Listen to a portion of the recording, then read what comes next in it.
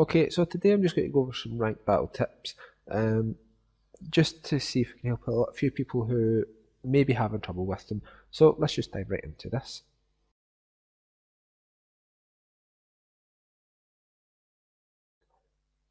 Tip number 1, weapon choice. Now, as you can see here, I'm using the 96 Gal, which is my preferred weapon when I'm playing in ranked battles. So we'll just have a look at its stats here. Now, as you can see, its range is about 3/4 of max, maybe just a little under 3/4, maybe about 2/3. Its damage is almost maxed out, that's more towards the 3/4 area, but its fire rate is really low. Now, the fire rate doesn't really affect anything that badly. It isn't too detrimental to you because you do have that good range and that good damage. 2 hits from a good range on anyone will kill them. If they have armor on, well, not armor, but like their defense stats, it still takes just 2 hits to kill them. Now, with this, you do have the echolocator and the sprinkler. Now, the sprinkler is good to put into the actual splat zone so you can keep it, and with the echolocator you can keep track of your enemies every minute, 2 minutes, however long it takes you to actually get your special. So if you keep that up quite often, you'll be able to take out your enemies, stop them from getting to the actual splat zone, and you'll be able to keep it quite often. Now, there is a few other weapons that you can use. Now, I have used the NZAP 85 a few times. It is quite a good weapon. It still has the echolocator. It has a little bit more range than some of the other weapons that have a higher fire rate. If you look at this one, it has the highest fire rate. It's the Aerospray RG. It has lower range and lower damage. Now, it ends up lower fire rate than the Aerospray, but it does a little bit more damage as well, and it has a lot more range than it. It takes 4 hits to actually kill an enemy, and again it comes with the echolocator. Another weapon that I do like to use on it is Splattershot Pro. A lot of range, a lot of damage, and more fire rate than the Gal 96, or the 96 Gal even.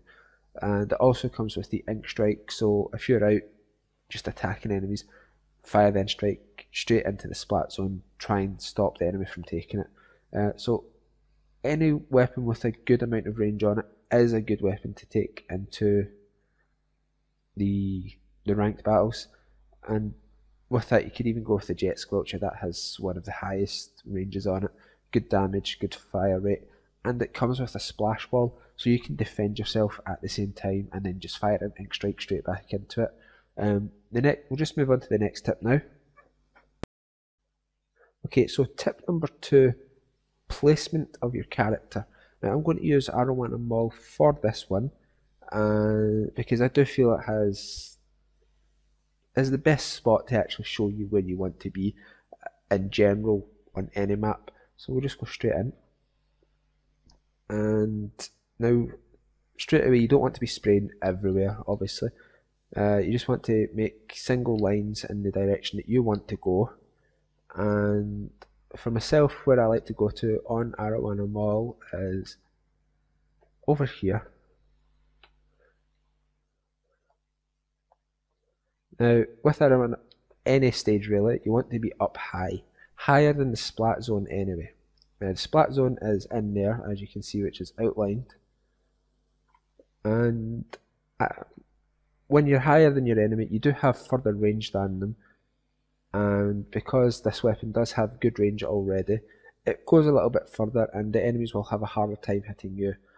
And as I said with the sprinkler there, you want that to be in the actual splat zone doing its job. Now, as you can see, it doesn't take that long to take it, but because there is other enemies coming towards you, this is a good spot to actually stand when you're playing on this map. But when you're playing on any map, getting up high is the best thing to do. You have more range over your opponents that are down lower than you, and you basically have easier time seeing things. Now, you want to be a little bit more aggressive when you're up high, because, as I said, you do have more range than your opponents. So just get up high and just start shooting your ink into the area. If you see any enemies, shoot them as well. But that brings us on to the next tip.